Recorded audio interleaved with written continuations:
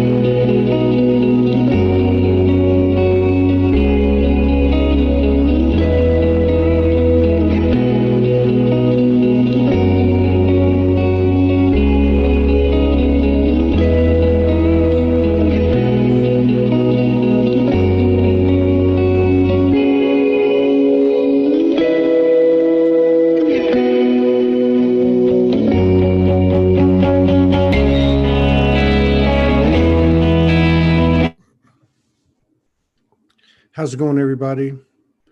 Let me just get situated here. Looks like we're having a little issue on YouTube, but I think it's okay. It shows there's people on there, but I can't pull it up. Welcome, everybody. We got Franco in the house. We're going to catch up with him and see what's going on. Let me just get him up here.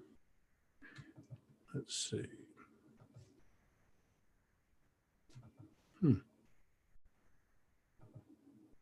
Okay. There we go.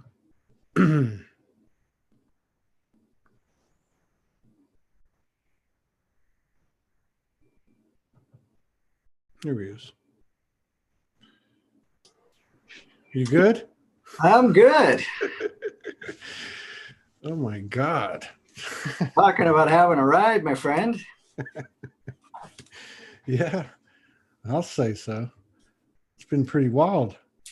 It certainly has. In a good way too, but it may not feel always that way while we're on the ride. And as we're going through the different things that are playing out at the moment, the bodies don't always like the changes so quickly, and also the mind, especially the ego mind and whatever else likes to jump in and kind of label it and put resistance and stuff like that. So that makes the sensorial component of the experience on the physical level even a little bit more intense, which, you know, again, the intensity is about breaking things down. But anyways, we can chat about it as we go along. So great to be playing with you again. I know, man. It's been like, feels like 6 months. It's only been about 3 weeks, but man, you were right about July and this period, this especially at the very end of it, the tail end of it. What was it? This past weekend? Oh yes, oh yes, man. And even yesterday. I mean, yesterday was another blast in itself. So yes, it started on the 1st. We had the first several waves, and we had another powerful wave on the 4th. I mean, they're almost like linked to each other. And then the last one was just yesterday, which is still carrying on today. And it is affecting the physicalities in a very powerful way. And many people have had, even last night, like I don't, anybody I spoke to today, and including my own personal experience, hardly anybody got any sleep at all. And especially, you know, this whole thing, like I've noticed in the last 2 weeks, and some people have been coming in at different times where you're feeling more dizzy, nauseated, your body is refusing food. It actually even stops digesting in some cases because it wants different high vibration food. The body's going in through some powerful changes at this point in time. And there's a bit of resistance, of course, because there are patterns that we've established within ourselves, because, we have an accustomed, it's almost an addiction. A lot of times we don't realize how much of an addiction we have to certain patterns of food, because we have not only associations to it, but we actually condition the body to accept it as a way. But now, because of these energies that are changing, and this is a gift from the galactic, actually, from what I'm talking about, from the galactic energies, and it's a combination of many planets that are streaming together for us, and we've gotten a direct hit here.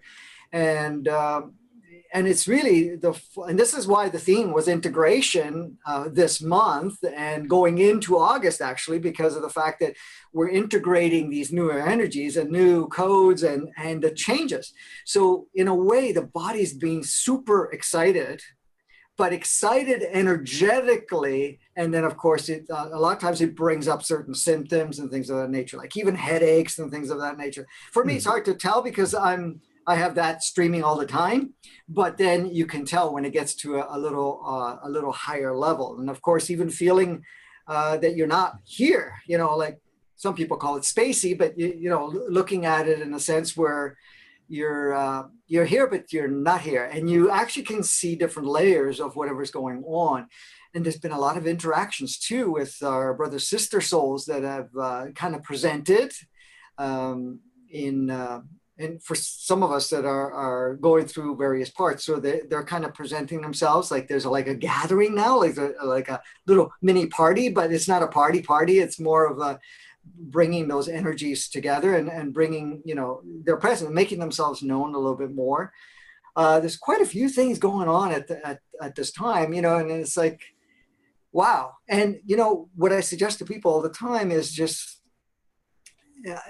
be okay with it, because I know the body and also the mind will go into, maybe something's going on with me, something's wrong, I have to look at it and whatever else. So maybe I've got this COVID thing going on or whatever. Mm-hmm. It's not. It's really basically, and you have to understand, a lot of this stuff that's going on is actually preparing us to also handle a lot of what is being introduced from the polarized side of things, on the lower vibration polarized side of things, including the encodements for what we call COVID and whatever else that they're, have up their sleeve. But at the same time, our body's getting more and more prepared for it in a sense where it will not, be able to utilize it in a way where it will act out unless it's absolutely necessary. And that will be an individual choice in a sense. What do you mean by that?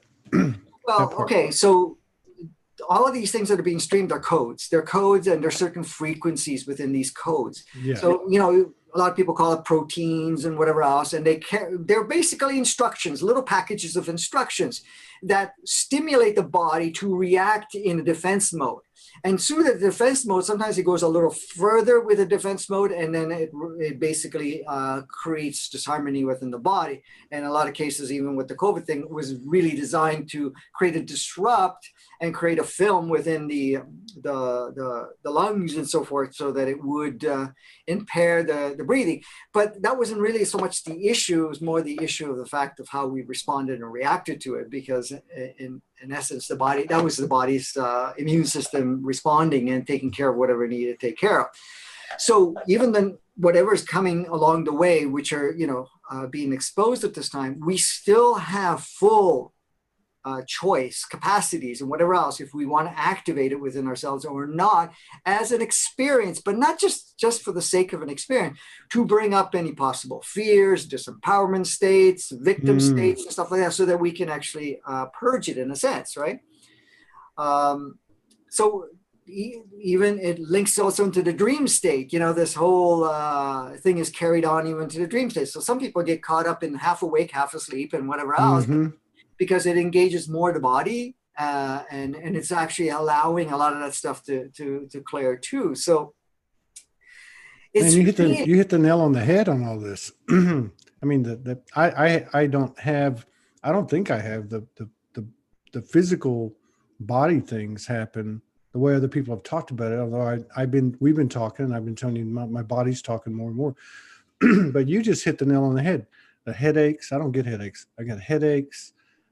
My eyes were sensitive to light, nauseated, weird sleeping habits, that even got weirder than they were. And then the thing that you said about your body doesn't want to digest food. I mean, I went through like 3 days of just, I mean, there were 2 days, I know, the day before yesterday and the day before that. Now, is this the body purging or is this the body resisting? Okay, so there's three things going on at the same time. So the body's going through an adjustment, but to really assimilate the adjustments and to integrate those adjustments, it has to purge all of these older energies that we've stored within ourselves through what we've exposed ourselves. The third part of it that comes into the equation is that the body's itself, at times when it feels these waves coming in, it doesn't know how to respond in another way, and it creates a resistance to it. Like it's almost like it goes into defense mode. And it's not sure why it's going there, but that's kind of the memory that's been kind of stored through these programs that we've accepted in coming into the body. Because a lot of it we picked up from our own parents, this whole survival thing. So the body reacts to those older versions of survival, and everything else we've been kind of conditioned by observation, really, and by own experience. So the body goes into survival. It goes into the purging, and it also, it's going through an adjustment. So those all three things are happening, and that would create certain physical sensations. And also, like right now, for a lot of people, the amount of food is reducing even more. I mean, that's been happening for a while for many, many people, including myself. But at the same time, it's adjusting even further. Now it's actually being even more specific of the frequency of the food, meaning what the food went through, whatever it is, and also the heaviness or the density of the food that represents, because the body wants a little lighter body. We're going to be called upon also feeling, in a sense, the body's going to say, okay, we need to stop eating for a little while, go through a fasting of some sort and just allow fluids to kind of help move it. Water is very powerful in that regard, especially if it's, clean water, but it's, energized water to the energy. So if you can't get, as clean water as you can, expose it to the sun, definitely not in plastic, of course, that actually, stimulates the water to actually be much more powerful for us as we consume it, to kind of help with the purging part of it. So it's really clearing up a lot of the backlog and overloads that it's been okay with. Let me make something clear. Our body's actually adopted itself to a certain degree to accept a certain amount of food and different types of food as a grounding. Most of the time, it doesn't really need it for sustenance, but there's a familiarity with the frequency of the food, and it creates comfort. So sometimes people, say we talk about eating comfort food and whatever else, but it goes even further than that. A lot of times the food ends up being grounding, and a lot of times the grounding is grounding to an older energy. So that would be foods that are highly processed or foods that have gone through certain exposure of some sort. But now, with everything that's going on within ourselves, it's not so accepting of that. And it's now asking for it to cut that back and eventually even drop it to the point where it only allows, energies of a certain food of a certain vibration.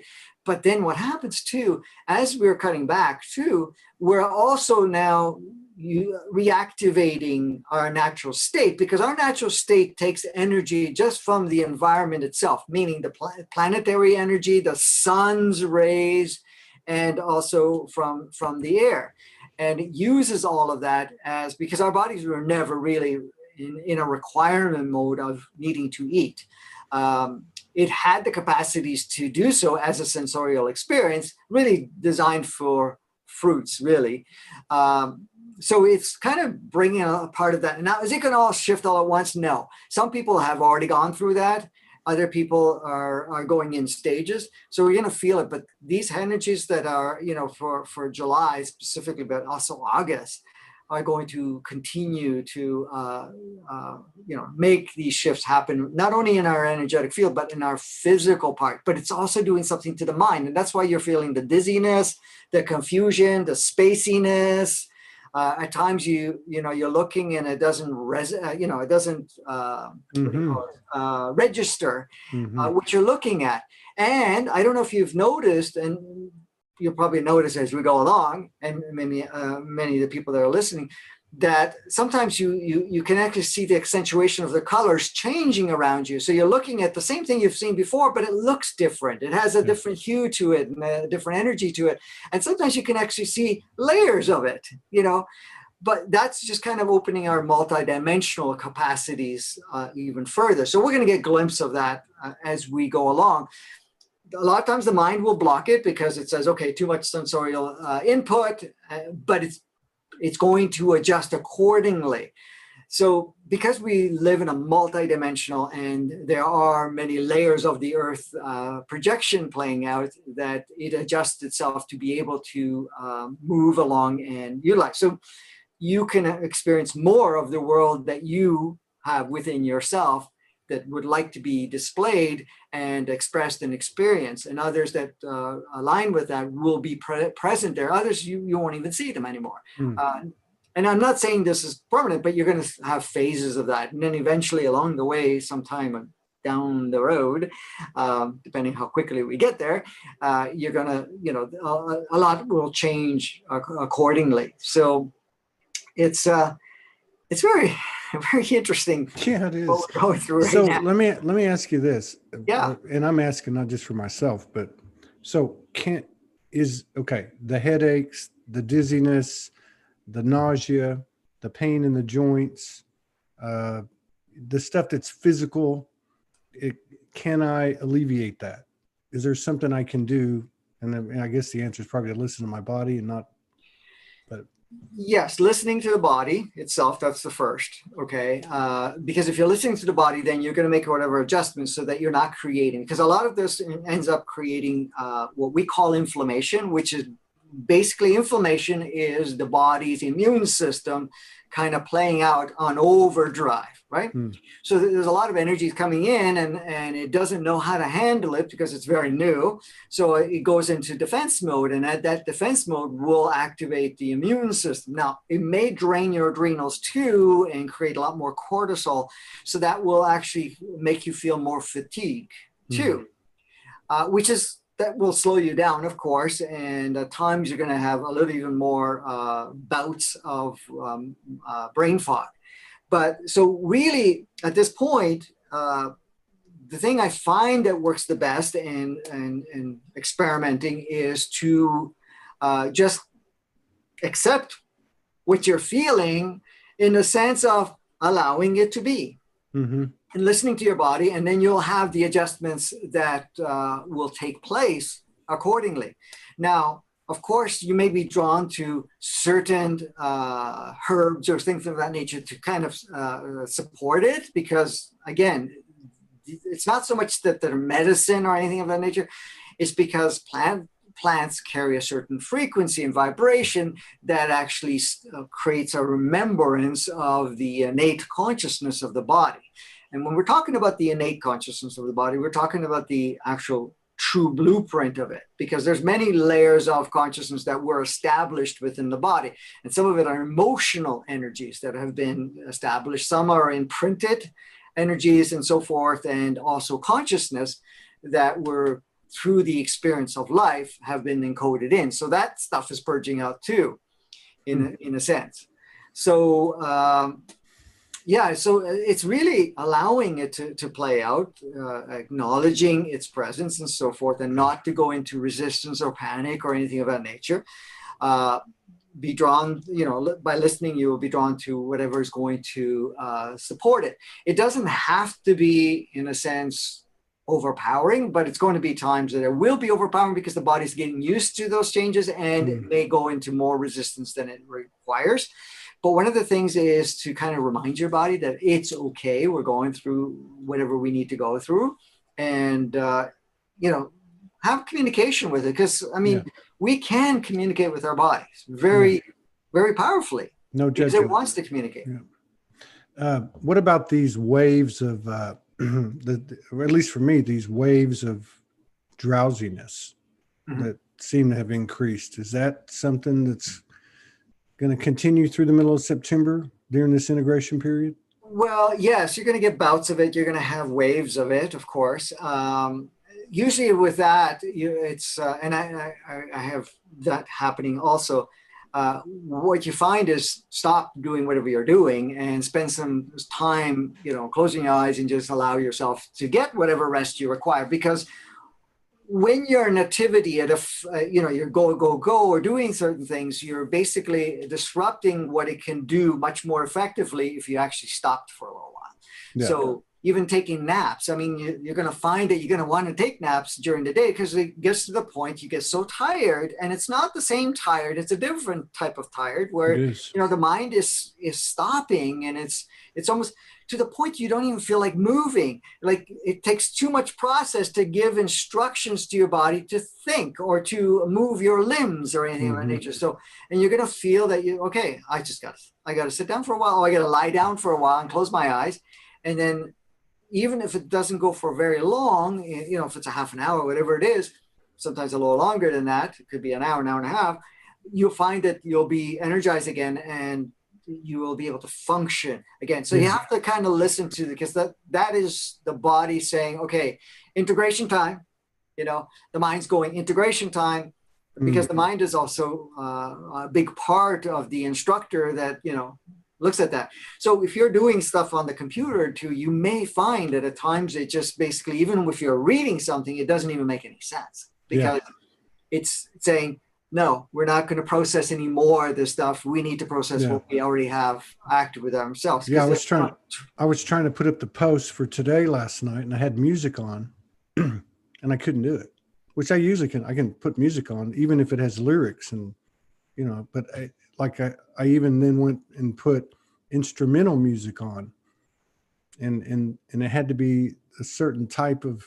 Morgan came in and said it was like elevator music, but it had to be like that soft. I couldn't do it. The other thing I noticed too, with the drowsiness and with the digestion and eating, is that it was like, game off, game on. Like, it just, the transition between, being able to eat and being able to digest and not being able to was like instantaneous. Like yesterday, I went through about a day and a half when I was like, I don't even know if I can eat, and then all of a sudden my body said, go get some chicken soup. So I went and got some Campbell's chicken soup, came home and ate it. And then it was like the gate opened. So then I'm like, okay, I'm going to have a sandwich now, and I pushed it, I pushed and I realized that once I ate it, then I was like, oh, maybe I shouldn't have done that. And I got a little full, but not like it would have been 2, 3, 4, 5 days ago.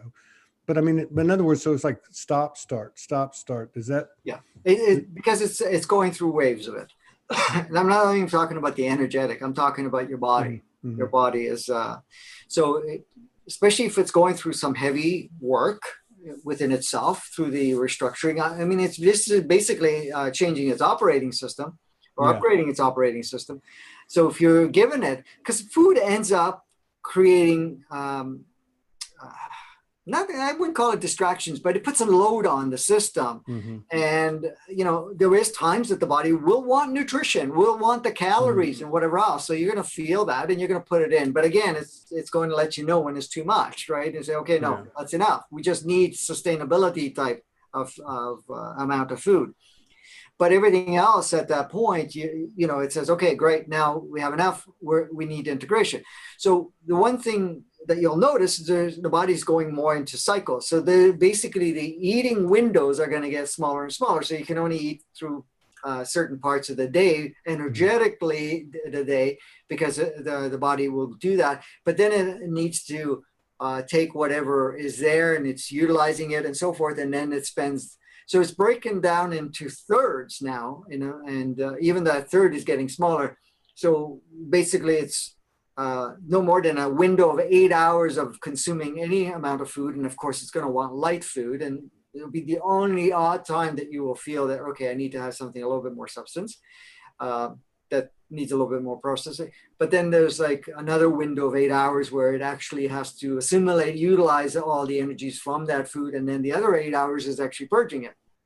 A lot of people won't even start eating until way after noon, like after 12 o'clock. because prior to that, it's doing all the stages and so forth, and usually stopping eating before 8 p.m. And in most cases it's 7, right? So the window is like really the most prime is 6 hours of it. Now, some people have been doing this, have been already feeling this, and have been experiencing this for quite a few years, and others, are just getting onto it now. But there's more and more people that are feeling it, especially with what's going on now with the energies and so forth. It's actually quite noticeable, and a lot more people are noticing it. Yeah. And it also puts on a less of a load, not only on the body, but on our systems. And that takes us away from more of the survival component. Yeah. Because the less food you need, the less food you have to put into the system, less food you have to buy, less food you have to rely on, and whatever else, right? And so that kind of frees up not only the time, but it also frees up the concern about, making sure that you have adequate requirements and so forth. So these things are all part and parcel of the changes that are taking place right now. And then paralleling that is the lucid dreams, and then well, you talked about the different layers that are, I guess, on the earth in our experience. So I'm like totally, I think I told you this last time we talked, but it's even gotten more intense. And again, it's a stop and start kind of thing. It's not like I walk around and I'm like super aware and super high, high sensitivities, but I'll have it and then it'll disappear. And then I'll go into that brain fog. But I mean, like I'm pulling in information. I'm sure many people are. I'm pulling in information faster and faster. And we've talked about this over the last few months, but I mean, it's so clear, and it comes in and it leaves, and it comes in and it leaves. I mean, everything just seems to be getting magnified. And it doesn't seem to all be, cohesive, like one department's like you're really kicking ass and the other one you're, droning, and then it shifts like this. Is this all going to kind of balance out when we pull out of this integration period in September? Well, definitely it would be more balanced for sure. Because of what we're going to be going through at this point in time, we're more prepared for a lot of the stuff that's coming through the later part of the year, which is, starting in September. And, there's some pretty powerful stuff around November and going into December. And all of this is in preparation for the following year, which is 2021, which again, we're in another stage of that, of progress that we're making. The balancing itself is really a balancing that occurs naturally, because we've been out of balance for the longest time, and we're actually been disconnected for the longest time. And when I say disconnected from all facets of ourselves, like most of the people are disconnected from our body, or have been for the longest time, disconnected from our human entity, our soul, even our mind. It's like everything has been running fragmented. You have the body's trying to do whatever it's trying to do. The human entity is saying, okay, I have stuff that I need to do here, and also offer from, all the incarnational stuff that we need to do. And the soul saying, I'm bringing interdimensional stuff that we need to also do. And the mind's going, well, I want to access all these layers and want to utilize it. And I have all these inputs coming in. And of course, it's everything is like running separately. Now, what's been happening is all of that is aligning. But as that is becoming more in alignment, each one has to kind of get adjusted to each other, because each one has almost like a different energy, and it has to actually create a coherence of saying, okay, this is what we're going to do together here. That's put the team together. Now that's what I'm looking for. That's what I'm looking for. That's what I was talking about. Somebody asked a question, and let me go back, and she asked a couple of questions. They're kind of together.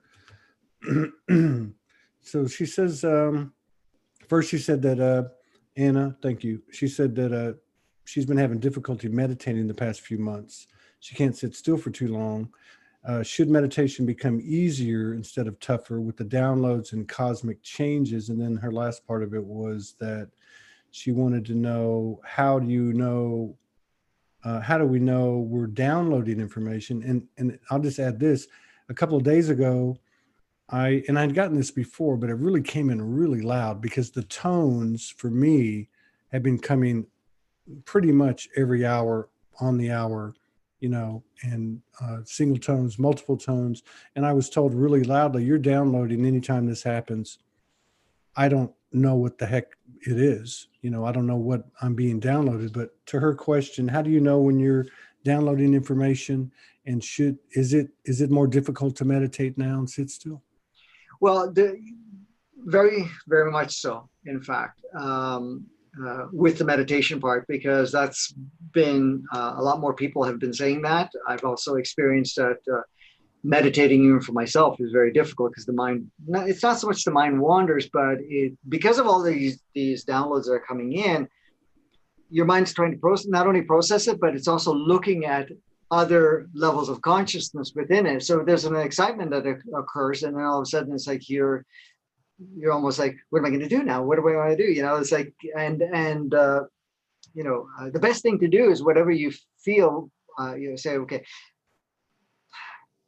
you will know. It's not like now you can regiment meditation.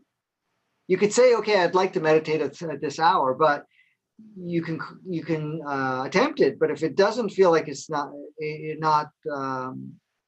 coming along very easily, then go do what you need to do, right? And then you'll feel, okay, it's time to stop and allow the meditation. Or many cases, it's really sleep.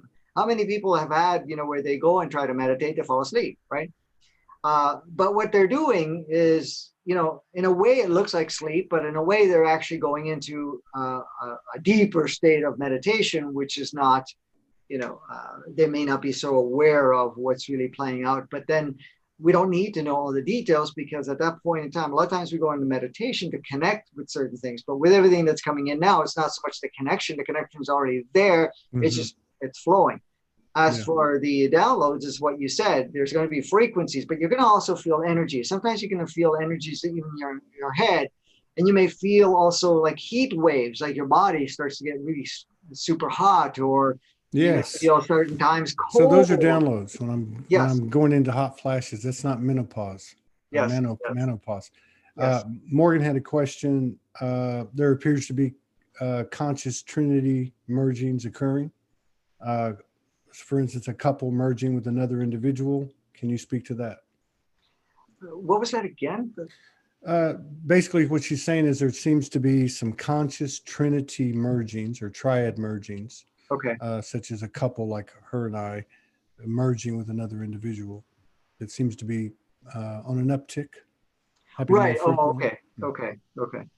Yes. I mean, there's, okay. That's great. I mean, the whole couple thing is not hard and fast, in a sense where, people are drawn to each other because they connect and be able to share and support each other. But when I say support each other, it's not the idea of what humans have labeled as support, and like I'm helping you and you help me. No, it's like their energies merge, and each energy stimulates and brings the higher aspect of themselves. Yeah. Now, a third party is being introduced to actually bring it to even a higher level. So you're going to find other people coming into your stream. Now, the third one could be, short-lived, where they merge and they carry a certain energy, they play out a certain part, and then they may not be there. They may be merging with somebody else or so forth. But the triad part now is actually kicking in more, because the three blended energies actually create even a next level of powerful capacities of our beingness, right?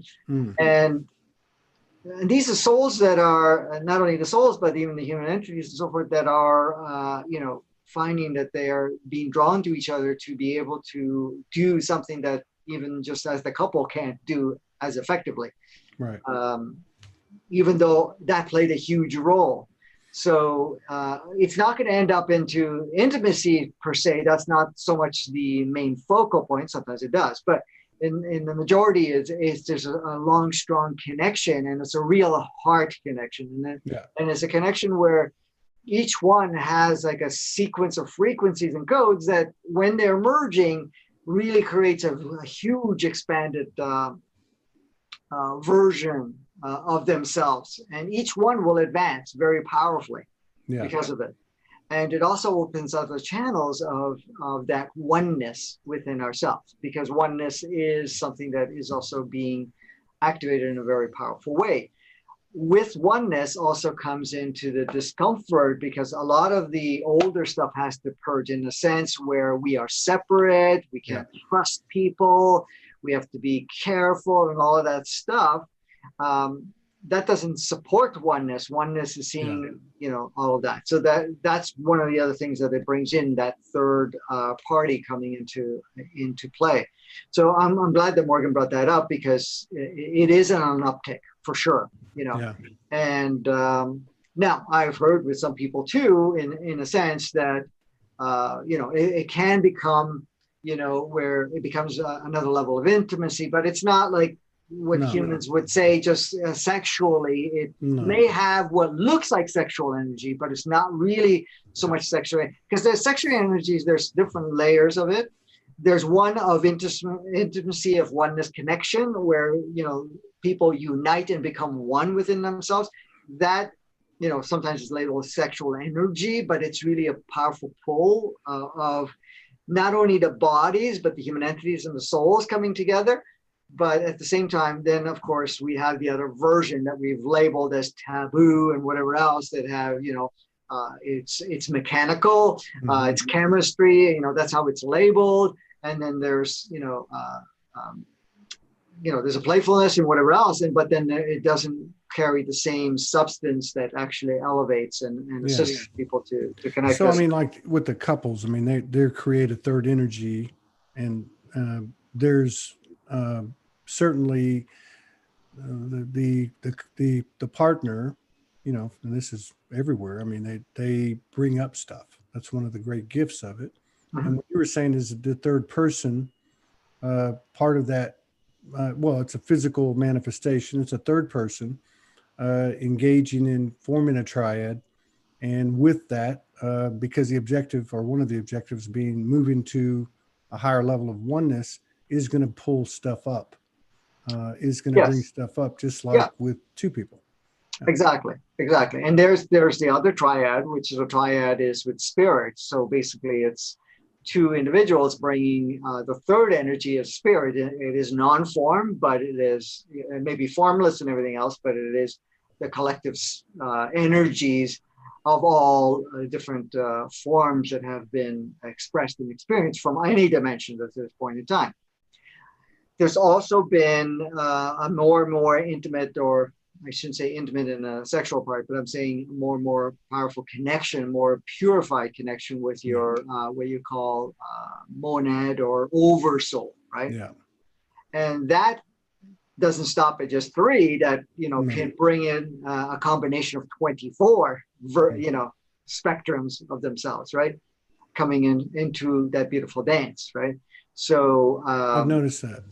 I've noticed that the last week or so. And in fact, you were one, and a couple other people, and I was just going about my business, and all of a sudden, like I went to the store the other day, and I don't know, I wasn't thinking about you, but it was like you jumped in my heart. I was just like, wow, why do I want to call Franco right now and tell him I love him and hug him? And but I've had that happen with a couple other people too, that I would consider certainly, within the potential of being in the a monad energetically. Yes, absolutely. And the thing is, when that happens, it just stimulates, because each one of us are contributing to each other, and stimulates another level of love. It's really restoring our true love, which true love is really ultimate love. It goes way beyond unconditional love. Yeah. And we're basically looking at source love, and that is the most powerful creative force, and it has no polarization. It's complete pure oneness in itself, even through the expression. And what happens, it opens even the energy of the heart, so that you're beaming so powerfully that any perceived and ideas and structures and whatever else that created and supports the separation, even somebody playing a negative role that you normally would react normally, you will have a tendency to just open your heart, because you love them for whatever they're expressing. And that's kind of what is being stimulated at this point in time. So basically, at the, you're looking at everything in through heart love, which is basically source viewpoint, source essence, source consciousness, source knowing of its creation. Because you have to understand everything that exists, and I don't care what anybody says about polarization, darkness, it's all source creation. Of course. Yes, we've experimented. Yes, we allowed it to go wherever it needs to go, but it's still that. And when you bring that level of love, even in the deepest of darkness, it creates, it breaks out that it can't sustain itself. So it either merges with the 0 point or neutrality, or it will attract other positive, what we call other facets of itself, to bring it always back to neutrality, and what we call 0 point, or what we call, oneness, because they're all the same, right? Yeah. Which is interesting as we continue to watch the projections in the community, which some are interesting. Again, and we've talked about it, but it's interesting watching it, how they have some pretty polarizing expressions, comments, posts, opinions, whatever you want to call it, which is interesting. And I guess we're going to keep seeing that, just like we would in our own personal experience, keep seeing the same loop over and over and over until we neutralize it, 0 point it, own it, whatever. The main neutralization is within yourself first, because, if we still have any form of judgment, if we have any preconceived idea that it should be one way or another, then we're going to continue to do that. And then when you start seeing, no matter what is being presented to you as even what looks like a negative reaction or something like that, with love, then you'll notice that not only that beaming in such a powerful way that changes the person that's doing that role, but you'll notice less and less will come. Now, at first, it may look like it increases temporarily, only because, oh, wait a minute, I can go there and still receive love, and it opens me up, then that's great. But eventually that won't be there, because it's not necessary any longer. So if somebody's saying, well, this is this or that, and you still have love, and you see the thing is, this is one of the things I've been saying for many years now, is that, a lot of people talked about the cabals, the elites, and all of that stuff. And yes, I mean, there's a lot of polarized stuff going on. Absolutely. I'm not going to negate it in any ways. There's stuff that looks like huge endangerment or huge abusiveness or whatever it is to humanity. But when you see it as perfection and a game of life and blasted with love, then that stuff starts to deteriorate without still supporting the polarization. Yeah. People say, well, do we have to fight the system? Do we have to go and bring justice in? I said, you're only enforcing that until you get to that point. Because what you just said earlier about when you're feeling that love, in that state of love, you see nothing wrong with it. Right. But the fact that you don't see anything wrong with it and you're still beaming love to it starts to dissolve it anyway. It breaks it down. It actually can't sustain itself, because it basically it feels that, okay, I've done my job of holding this polarization, and they will no longer feel that they're even capable of doing it anymore. And because of that love, it's like, let me give you a simple example. You can have a child that is really, really, really, how can I say? Not troublesome. What's the rebellious or, devious or whatever it is, right? And you can judge it all you want. You can try to scold it. You can try to fix them or change them or whatever it is, right? And a lot of times they just play it out even further. But if you shift it to, no matter what you do, son or daughter, whoever, I love you regardless. I'm not going to support you in your path, but I love you anyways. And you just keep holding to that. And of course, you're going to clear out your stuff that you may have stories and judgments about what's right, what's wrong, what's acceptable, the idea. Then their characteristics starts to change, and they're no longer needing to support, because they're feeling love no matter what. they're not feeling judged and have to fight the judging because that's still, a polarized program. And that starts to shift. So I've seen it with families and with parents that, had real big issues with their children. And then I said, let them be who they are and love them regardless. Well, I do love them. Yeah, but express that love. Just be that love. And don't, if you see yourself saying, oh, I'm embarrassed, or I'm, they're wrong, or this or that, or it upsets you, get rid of that part and just still see the love.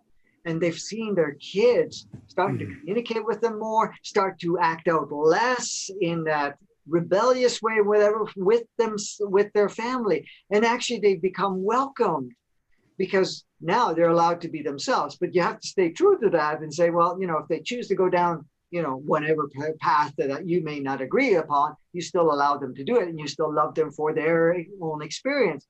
Then they get to become more empowered. So the resistance doesn't. So that's a simple analogy or an example at this point that reflects on the collective point, right? Yeah, okay, we're going to play the roles of saying, okay, we're going to unplug these individuals so they don't have to play that role, whatever it is. But at the same time, you're not going to say, well, now we got to punish them, we got to hate them, we got to do all of this stuff, and we got to see the nastiness or whatever it is, because all we're doing is we're accentuating the right, wrong, good, bad, polarized, positive, negative, and all of that stuff. And, it's not, you're not in a powerful state and you're actually enforcing the polarity. Yep. Even being a light worker, if you're still seeing the dark as something wrong, you're not as effective in any way because you shine the light of love, which is holistic, oneness, 0 point. There's no judgment about who's playing the positive and who's playing the negative, because really the feminine, masculine, the positive, negative, all of these things are merging into the oneness state. Yeah. Yeah, I think that's, and understandably so, that's a proverbial hard pill to swallow after the whole collective experience or storyline or narratives or whatever you want to call it. But still, and you mentioned this shows back, there's, if you drill it down to a person or a soul in a human body, and they're playing a role that seems to be in direct polarity to you or whatever the case is. In other words, what I might think is good, they might think is bad. And if I might think they're bad, they might think I'm bad. I mean, it's just another piece of the puzzle that completes us. Really. Yeah, exactly. And if they don't think you're bad, you think they're crazy. You're crazy. Yeah, exactly. It's still a judgment. It's still a label. It's still, based on whatever they have as a belief system. But you have to understand, all belief systems are temporary. Yeah. All belief systems fluctuate. What's today believable is not tomorrow, whatever it is. So you have to understand, true knowing is pretty rigid. Well, I shouldn't say rigid. It's very solid because it's coming from a knowing perspective. And knowing doesn't have right, wrong, good, bad, because an experience is an experience. But at the same time, when we're looking at, whatever's playing out in people or whatever they're going to adopt whatever belief. They're going to adopt whatever it is so that they will have a sequence of experiences for them to get to the realization that they're being, oh, I'm operating on this or that, or whatever it is. And right now, it's a lot of people are feeling challenged in the sense of, they're not only their preferences are changing, their value system is changing, but even the pull to certain things are changing. So even right now, you notice, we had our shutdown and whatever else. It's still, in a lot of places, still pretty shut down. Others have opened up. And, of course, certain things have changed, so you can go out in nature, whatever it is. And it's already created a change in people at this point where you're not going to feel really so attracted to jump back to the old game.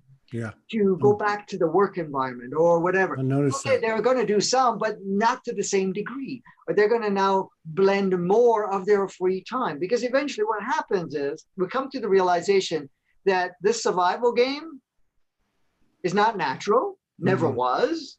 It's not appealing any longer. To play this, give your life away to sustain and survive, has its luster or had its luster. And now it's like, No, I want to live life. Yeah. Because how much of our life do we give to playing a particular game that's obsolete? Okay. Like this whole game of the money game and whatever else. If you really look at it, it's like, come on, this is like really old. We're talking beyond going back behind kindergarten here. It's like, let's play that game. It's like, now it's getting really, really old. And when you come to the realization, and I talked about it in the last episode yesterday, we come to that realization that this is all made up and we can change it to anything we choose. And we have the freedom to do so, but it incorporates, this is the thing, now it's incorporating one another. It's not about what I want, it's what we want, because the we is really you, because the we is all of us as one, right? So when you bring that, so the thing is, what do we want to create? When you tap into it, what does people really desire to experience? Yeah, they want to express to the fullest, not to mandate a certain idea of what life is, or that we need to earn our way through life, or that we have to put so much focus in all the levels of games and whatever else, like companies and whatever else, and whatever roles that we've taken on. They come to that realization, no, I want to express, I want to be free, I want to. So how can we do this? How can we do this? This is the question we started at. How can we do it? And that's work together to make it happen, because it's completely doable. Not only, in fact, we know it's doable because we have that in our memory banks, even though it's not at the mind level that we're accessing, but more of us are remembering not only that experience from the first 5,000 years that we retooled our planet, of 15,000 years ago for that window, but also all of our experiences that we've had on other planets, which don't use any of these systems that we have here. So it's like, now we want, okay, we know this is doable, and we are really the ones that can design any part of it. And even if we looked at the monetary system, financial system, whatever it is, it's all made up and too restrictive and whatever else. But the restriction is actually bogus too, because we're taking things out of thin air and whatever it is, and creating all these ideas of how things manage, operate, or whatever it is. But when you come to the realization, it's like, yeah, we can plug in whatever we want, take it out as we don't need it anymore, and we're going to get rid of it anyway. And we're going to get rid of 90+% of the stuff that we don't really need, and so forth. Now, this is what you were getting into yesterday. I watched 12 minutes out of 2 hours and 11 minutes. I'll have you know. But yeah, and somebody just said great episode last night. It seemed like it was moving into some really good territory, and I wanted to talk about that particular show, or the episode that you did yesterday, but I wanted to go back just one more time to this theme you referred to as we've gone through the different months this year. The theme for the month is such and such. The theme for the month is such and such. Unless I'm getting it wrong, this is the only theme that's lasting an extended period of time, this integration. So that's July, August, and part of September, if I'm correct. Why is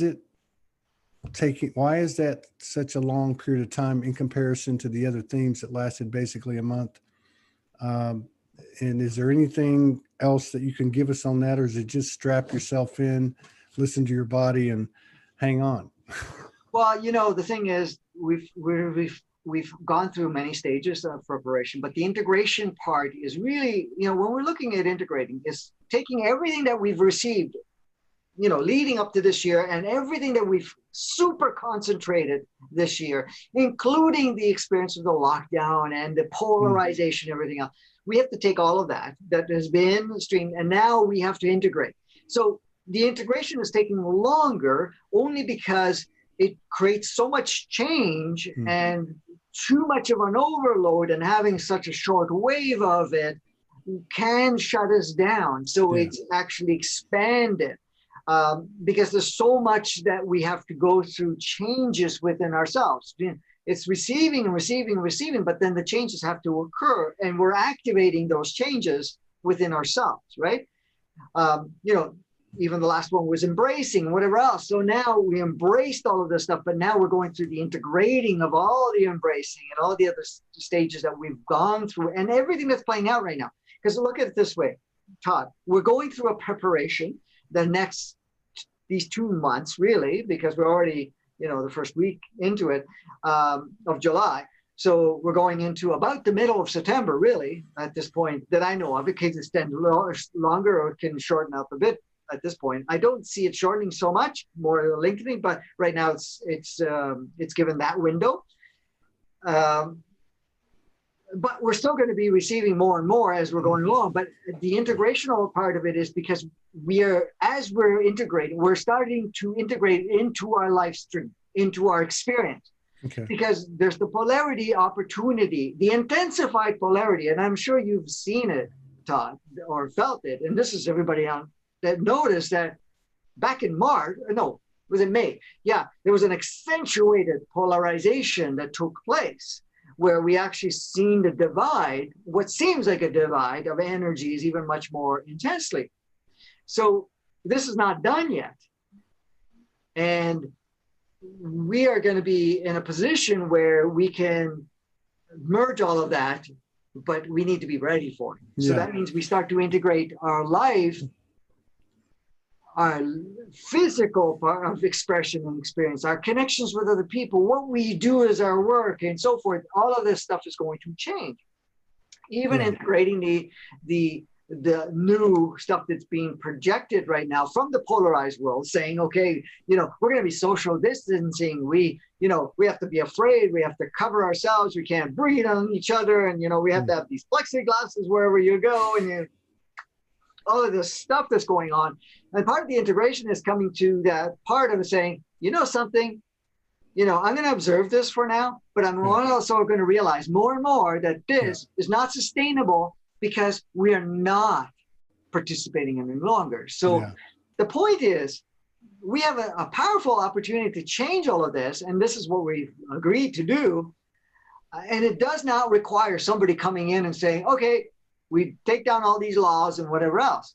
Like even, the president's role and what he's playing, he's almost like, okay, each what do you call it? State, you do your thing, right? And everybody's going to, but the point is, it goes further than that. It's not the state, it's the people in the state. And it's the people in the state that choose and the people in the provinces that choose, wherever areas that you are, do we support it or not? Yeah. And some areas need the extra push. And that's why there's even a further lockdown, because some people say, okay, I'm going to go to acceptance. Okay. Yeah. And the acceptance is, okay, this is the new norm. Well, is it? Yeah, you may look at it, but then as soon as it gets tighter and tighter and tighter. Now, the tightness was there, but now it's getting elongated. So that means it's like going longer and longer period of time. And it's like, how much longer do I want to support this idea? Yeah. More and more people are saying, F this. I don't care what I get. I'm going to go out there and enjoy life. I'm going to there and experience life. I'm not going to support it. And I don't care if they ticket me or whatever it is, throw that out. I'm not interested. There's a question here that was going to what you were talking about. I'm going to tie it into what you were talking about and ask you a question. It's from Belinda. Thank you, Belinda. She also said Franco's last teleconference was excellent. She said she totally agreed with you. She says, why is the world not reflecting this?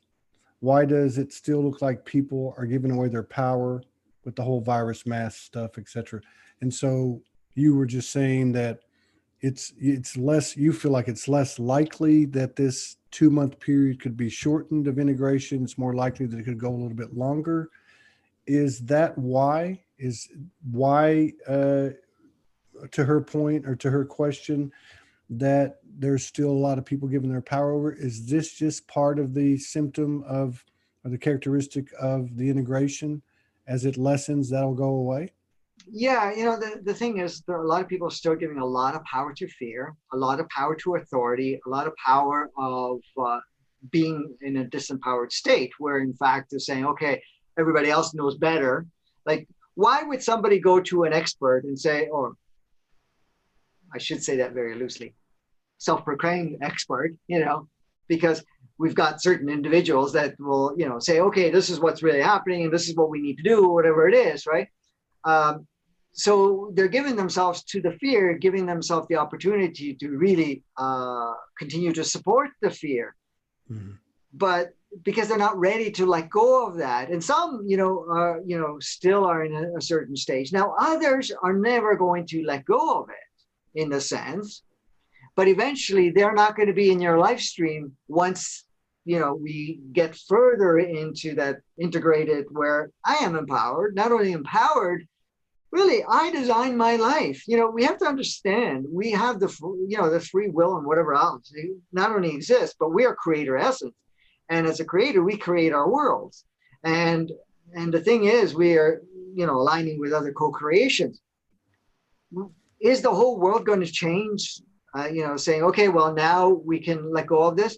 No, what happens is there's going to be a certain number, which is already happening, that is choosing not to support it. Now, there's a chunk that's going to still go into rebellious state and fight and whatever else and say, okay, we don't want this, we don't want that, and whatever, going into the polarized part of it.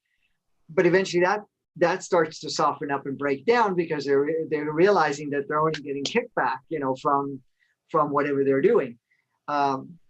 But others, that are prepared for all of this are integrating that and starting to become that example and are streaming that just by their examples and experiences. And I noticed that even with, going out and whatever else, and there are people walking around in masks, and there are people in parks and whatever else and driving their cars and whatever. And I know some areas they're even mandating that. And as far as I'm concerned, is like, if that's what their mandate is and they're not open enough, then, I don't go there. It's not where I want to support it. Yeah. And the fact that, have I put on a mask? No, I have not any interest in. Am I rebellious to it? No, I feel that is not something I want to support, not only in my own personal experience, but it's not something I'm saying, oh yeah, you're okay, listen guys, I'm in for the game. But if I have to play the game, I'll play it. And I would pull it off just because not the rebellious part is showing, hey, I don't need to, right? Yeah.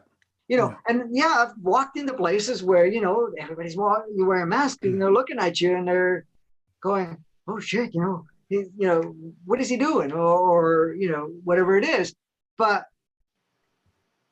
after a little while, you'll notice more people start to drop it because it's like, hey, wait a minute, he's not doing it. I don't want to do it either because I don't resonate with it, but everybody else was, and I'm doing that. So this is how we do it in our own examples in ourselves.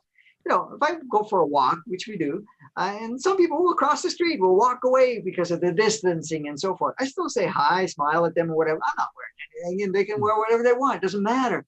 But I still love them for who they are because they're another facet of yourself going through that process.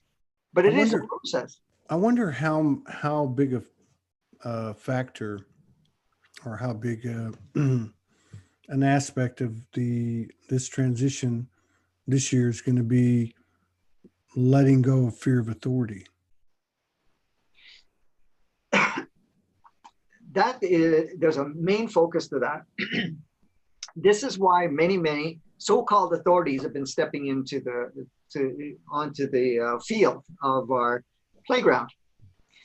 Even people that have no credentials stepping in and telling us what to do. And then all of a sudden we put them in authority figures. That's only an accentuation so that we can actually, get to the point where we just start to dissolve the authority. Because, we got some like CDCs and, what's the other one, letters and so forth, the health, WHO and whatever else. You're going to see all of this stuff. You're going to see even people that were in the computer world being the authority, whatever it is, without naming names here. We know who you're talking about. Yeah. So, it's coming to the forefront. It's like all of a sudden, all these people are authorities and other people put into place. And then, that's only just pushing it so that we actually break out of putting people on pedestals or putting people that they know better. It's like, we're going to start tuning in, and more people are tuning to resonance of themselves. They're like, does this resonate or whatever? And you're questioning. More and more people are questioning even what you can see it. I mean, you can see this. You can see in the the little streams coming out of people and different things that you observe, the expansion of the sovereignty frequency in little bits and pieces. Morgan just reminded me last night, she pulled in as we lay down that the program of betrayal is collapsing. And of course, the polarity being trust, and that seems like a pretty big deal. It felt like a big deal last night because it ran all through our bodies. But does that ring a bell? Is that anything that's on the horizon? Yes. Betrayal is a huge one. Okay. And what is betrayal? Betrayal, in a sense, is where you're putting power into somebody else and having an expectation for somebody to play a particular role. Then they don't play the particular role that you're expecting of them to make you feel secure or whatever it is. And then it becomes what we call betrayal. Then they let you down. They, then support you or something of that nature. Now, a lot of times the betrayal is because we invested in people or invested in a situation. When I mean invested, I'm not talking only monetary. That's not really the factor. Of meaning, I supported you through all your stuff and whatever else, and I've been there for you. And now when I need you, you're stepping away, right? So that equates to betrayal. Then we say, okay, a family should be there for you, or family has to look after your best interest, and then they don't, and that becomes betrayal. So all of that represents disempowerment. Yeah. And that needs to go. And that's another facet of it. And that's why the betrayal thing is dissolving, because for us to really experience self-empowerment, you can't have betrayal. Yeah. Because we're coming to the realization that, and I know I've been saying this for 20 plus years to people, but at the same time, more and more people are realizing it than ever before, that an experience is just an experience, first of all. Second of all, we only play roles for each other to serve each other. The roles are to accentuate a particular experience, to bring up certain parts of it, to enforce something that we want to expand, something that we've carried over from past life, whatever. But again, individuals play only the role that serves, and you give not only permission, but you also give them instruction. And the thing is, you can't plug in betrayal when you've told them, listen, I'm going to invest in you. I'm going to have expectations towards you. I'm going to have certain conditions applied to it. And then what I want you to do is do not play the role. In fact, make me feel that you betrayed me, walked away, didn't support me when I needed you. Because I want to get to that point of feeling that betrayal, want to go into that depth of disempowerment so then I can start gaining empowerment. Because this is not, see what happens to people have been programmed to create reliance on one another, reliance on systems, reliance on, certain authorities and whatever else, when really that was kind of the separated experience. But it's not about reliance any longer. It's about self-governance, self-empowerment, whatever it is, so that, in fact, you don't rely on anybody, but it's all complementary. You play with one another. When everybody is empowered, then the play is even more powerful. And it doesn't mean that someone's not going to, assist you or serve you or whatever it is. It's going to be very complementary, but you're not going in with an empty bag. You're coming in already full. You're already whole, because look at a relationship. A relationship, if two whole people come together, and when I mean whole, that they're not depending on each other, they're not expecting the other to fill a void or to complete them or to accentuate them, then the game is very different. The game is very playful. They're conducive to each other. They're each bringing the highest aspects of themselves into the dance. And then, that third thing that you talked about, that third energy, it's super elevated. But if somebody's coming in, or one or two are coming in as, I need you to complete me and I need this or that, then that third energy is not going to be created in any way, shape, or form, because both are creating a reliance on each other. This is why a lot of times relationships go through what they go through, because they get into the relationship because, they make me feel good, and they act a certain way. They're going to support me this way or that way or whatever it is. And then, of course, a lot of times that doesn't happen. It may happen in the beginning, but then it changes. Well, this is the thing that we have to come to the realization is that we don't want to have a dependency on anybody. However, because when you don't have dependency, then you allow the person to express in the way that they are feeling most natural. And then they'll express 10 times more than you even imagined they would. And the same thing for yourself. When you're not, like if somebody doesn't have an expectation from you, like for example, if somebody in your life, say Morgan, expected all these things from you and so forth, and now for her to feel good, I know that's not the case, but for her to feel good or to feel that, you know, the relationship is worth it, that you have an offering that you have to bring in, if that wasn't there, then the dance is completely different. But if that was the case, it's going to feel clingy. So, you know, people don't mind being wanted for a very short period of time, because then it becomes an irritant. Because now it becomes like what they call an energy vampire, and it also now that also allows you or sucks. This is a good one.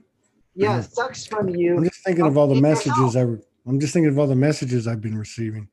I'm not making fun of anybody, but you know, betrayal is betrayal. I mean, it plays out a lot of different ways, but I can see where people get offended. You know, there's just not enough of Todd to go around, or not. And I don't have, you know what I mean?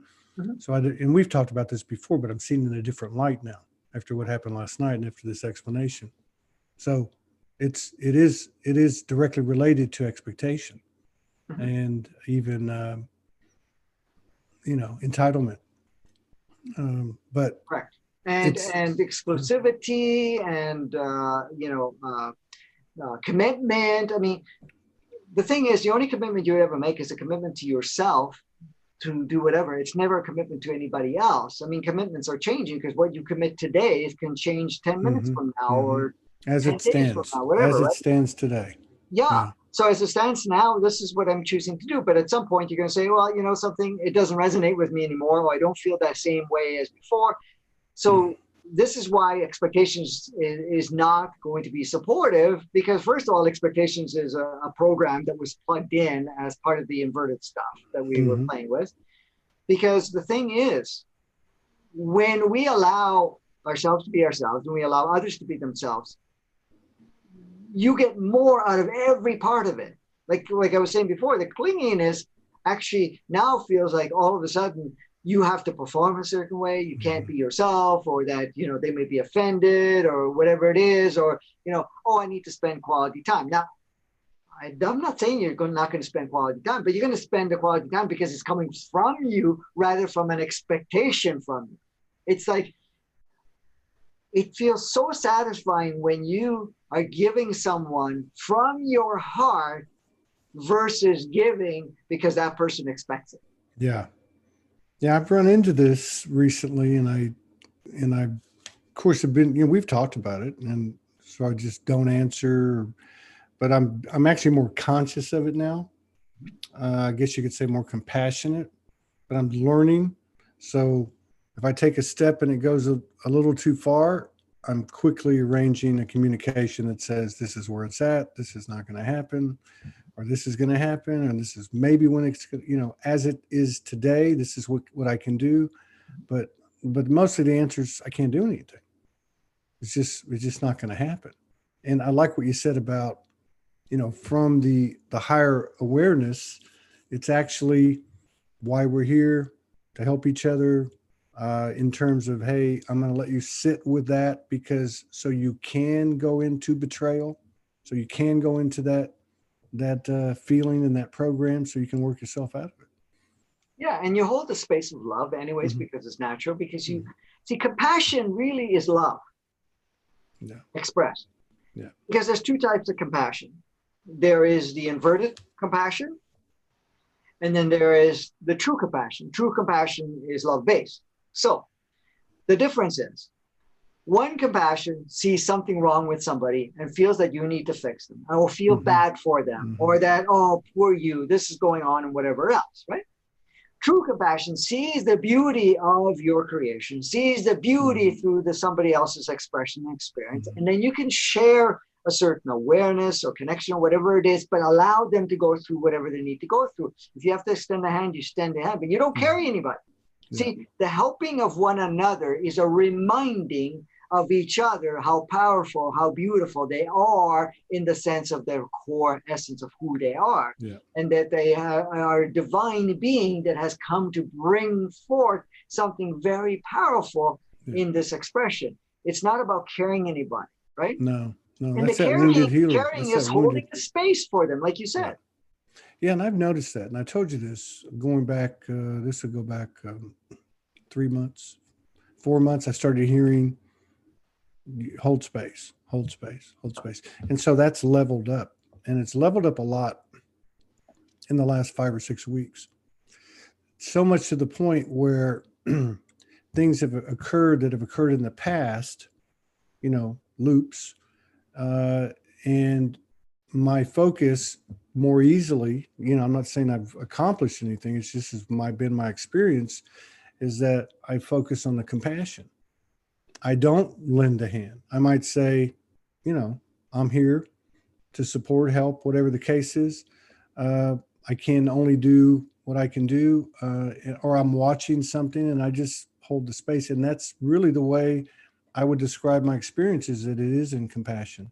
And because for some reason, it's gotten to the point where I'm sitting with that as opposed to sitting with this loop running around like, why did this happen? And, pointing a finger or whatever the case is. And I'm noticing that I'm not getting charged as much. That's got to be something collective. I mean, our level of compassion must be expanding as we clear all these things. Yeah. So really what's happening is the true compassion is coming more mainstream within ourselves, where there's an appreciation and understanding that each one of us are going through beautiful dances, and we hold the space for each other, and we have an understanding for each other, and we can share certain things for each other without ever disempowering. And the older compassion of feeling bad and whatever else, and feeling that, somebody's had been dealt a poor hand of cards, or whatever you want to call it, as a poor example at this point, because I can't think of another way to say it. That's okay. That's part of the drowsiness thing. Yeah. So in a sense, it's like, oh, poor you. Yeah, you're disadvantaged or whatever. Let me share something with you. I've been doing sessions for 35 years. Okay. And helping people through it. I do a lot less now, because most of my focus is putting more content out and working on various different projects. But one thing that if you ask anybody that's ever had a session with me and so forth, I've never, ever, from day one, somebody comes in and says, oh, this is happening to me and whatever else. And I said, oh, poor you, whatever it is, right? I never. All I've said is, wow, that's fantastic. What a beautiful creation and experience and so forth. Awesome work, really. And what were you experiencing? What were you feeling, right? And sometimes they go, what do you mean, right? No, that's a beautiful co-creation. Fantastic. What was coming up for you? Did you feel like a victim? Did you feel somehow disempowered, or did you feel that whatever, right? And they go, yeah. Wow, isn't that cool that you come to that realization now, and that you actually are presenting yourself the opportunity to actually shift from that?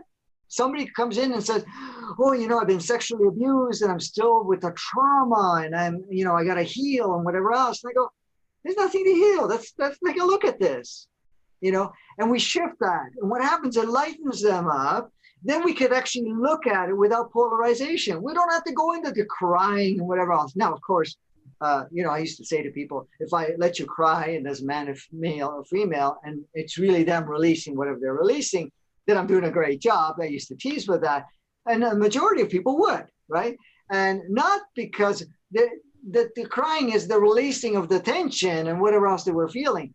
But the point is, let's play. I've used play for 35 years or more with anything that we're going, okay, let's play with this. We're going, what do you mean? I came here for a session to help me move on. Yes, so let's play with it. But why do you use play?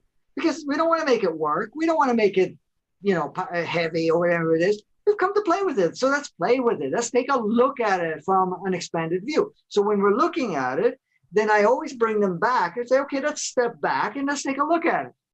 Let's see it for what it is. It's a beautiful dance. Great. Look at how much involvement was there. Look at it. Now, sometimes there are people who are super hardcore in the sense of the trauma. Then what we'll do is we'll walk back into it, but I'll hold the space with them for them to look at it, and we'll guide them to where to look and whatever, while holding the space. And then even have a conversation with the victimizer, what has been labeled as the victimizer, and while they were playing the victim state, and ask them, why did they play the role? You wouldn't believe how many times, and it's usually always the case, because they asked them to play that role so that they can experience that disempowered state, that victim state, so they can, really have it with a higher consciousness, be able to see it and give the opportunity to shift it. Yeah. Because, even this whole thing about purging our lineage, our past lives from the soul, past lives from the human entity, past lives from the body. Now, the body one is more feeling of emotions and energies and so forth. The human entity, yes, will have memories, will have past lives that it remembers being embodied in a different physicality, always on planet Earth, of course, but, of different traumatic experiences or whatever it's gone through. And the soul will have some of those, but a lot of times most of it is off planet anyways, because it's had more lives in other forms and so forth than it would have had in the human form. So when we looked at that, I say, okay, well, all that's coming and purging through, let's take a look at it. Let's bring it in. Let's go into that state. What were you feeling at that point? And, if by just shifting and holding that space of lightness, playfulness, and understanding that, yeah, okay, they dived into it, whatever it is, it shifted their view. And what, a lot of times what happens is like, going through, oh my God, I'm seeing myself being tortured, right? Not only tortured, but going to the point of torturing to death or whatever it is, right? So while we're in that state, allow yourself to feel it and be okay with it. Let's be okay with what you're seeing. Now, then we activate. The thing is, do you have a choice? No, I don't. Why not? Well, because they have power over me. Well, let's shift that. You have a choice. See yourself having the choice. And now you're going to have a choice and say, I don't want to participate any longer. It was great. It was a blast. We played with it. We've gone through it. What ends up happening is the moment they say, hey, I don't want to, I'm done with that. I'm not going to support this. How would I call it? Yeah, I'm done with this. I don't want to play with it. I have a choice. And my choice is, yeah, I'll go play somewhere else. The moment they make that choice and they can feel it with them, the whole scene changes. Yeah. And they're no longer being tortured. They're not going to lock in that trauma. What happens is it causes a domino effect through all the different lives after that. And all of a sudden it's like, whoa, that's all it needed? Yes. But what did we do? Did we go in there and go, oh my God, we got to be afraid of this. Yes, you got to heal that. No, let's not go there. Let's go play it. Let's see it. Just adjust the consciousness from it. Sometimes people were told, like, for example, someone, because we've gone through sometimes where they were in war, right? And they get killed in the war. Them and also their team or their, the soldiers that were with them or whatever else. So we go back to the point where they were offered the opportunity, say to, okay, their general or whoever told them that they have to go and fight, right? Now, of course, they feel obligated. They feel the general is giving the instruction, we got to go there. That's part of the program.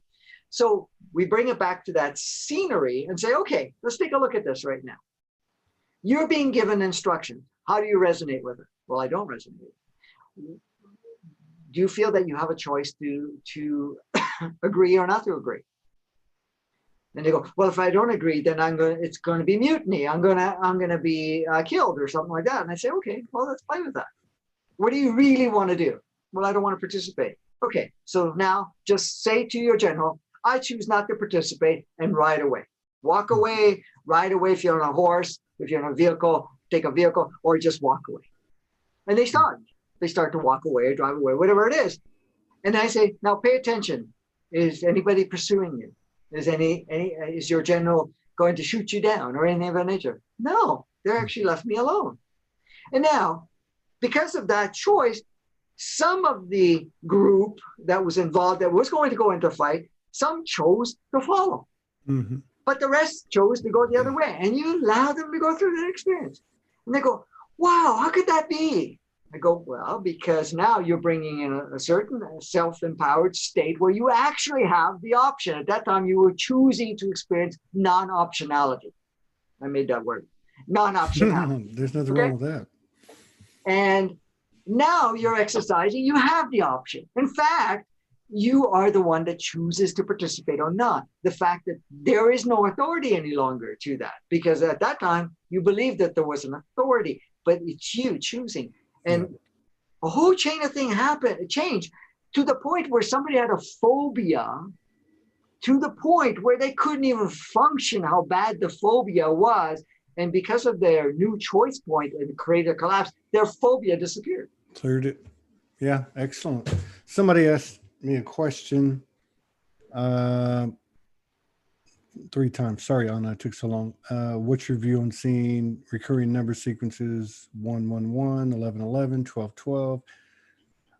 I mean, I'm not an expert on that. I've been receiving those as everybody has, and they have been accelerating along with other types of synchronicities. I think they're just basically letting me know that I'm on the right track. That's what I get from it. Pretty well. And each time that we see that, it actually activates certain parts within ourselves because of the fact that we say, oh yeah, I'm on track. Because what happens is a lot of times we start to get this, well, if you actually pay attention, most of the time you see the numbers, you're either contemplating something or you're just kind of, you're not so sure about something. Then you see the numbers and all of a sudden what you already have knowing deep inside, I go, oh, okay, yeah. And then a whole sequence of programs actually take into place, which are the higher level programs, the operating system. So it actually, some of the codes actually get activated just because you saw that and you said, oh yeah, okay, I'm on the right track. Because it changes the dial. Sometimes we're not so conscious of it, but it still does that. So you're going to see your 333s, 11, 11, 11s, 1, 1, 1s, 1, 2, 3, 4. You know, you're going to see a lot of different numbers. Look at how interesting it is, because looking, most of the time, all of us are not even paying attention. You're not looking at the clock or looking at someplace, looking for the numbers. You're not even thinking about it. All of a sudden, it's like, how did I just happen to look just when the 1111 is there, 1212 is there, and all these other sequence of number 333, whatever it is. Well, how did I look at that? All of a sudden you never look at your odometer unless you have to go change your oil and you have to see something. All of a sudden you see a whole sequence of numbers there and so forth. I remember at one point looking at the numbers and it was like 333 all the way across, right down to the smallest digits with, like, how did my eyes catch that right now? Where that is such a state, because you're not even paying attention. I rarely ever look at, the odometer or anything of that nature. I'm just giving you one example. But the clocks, I mean, you see it all the time. Yeah, it's a good indicator. It's a good sign. There's nothing wrong with it. That's where I'd leave that. This episode yesterday was, and for those of you who haven't gone to YouTube, I mean, Advancing Consciousness series is on Facebook. There's a page, but it's also on YouTube. There's only 1,000 subscribers. I think we can add to that today. So I would encourage you to go over to YouTube, Advancing Consciousness series. There's also a website, and you can find this stuff on Franco's pages, YouTube and Facebook. The one yesterday was episode 33, and we were just talking about numbers, and 33 is a big, big, big number, as we all know. So why are you the way you are? I watched about 12 minutes of this, 2 hours and 11 minutes. I've seen several people make some pretty positive comments about it. This is a very extensive archive. I don't even know how many videos he's got on here now, probably like 45 or 50. It's just incredible work that him and Kimberly have put together. So in lieu of us putting up our comment today for our PayPal, if our programming resonates with you, to consider supporting us, I'm going to ask Kimberly to put up a comment or the PayPal for Advancing Consciousness for Franco and Kimberly's work. And I would highly encourage everybody to consider supporting Franco and Kimberly because they're just doing prolific work. And I think the magnitude of the work is really not even being seen today in terms of what it's going to be seen at as time goes on. So I want to thank you, Franco, and Kimberly for continuing to put this stuff out free as a free community service. And I would encourage everybody, I just started to catch up recently because they're doing so many. I was really excited that I got on this one yesterday when I had some free time, but I only made it 12 minutes before everybody started knocking on my door.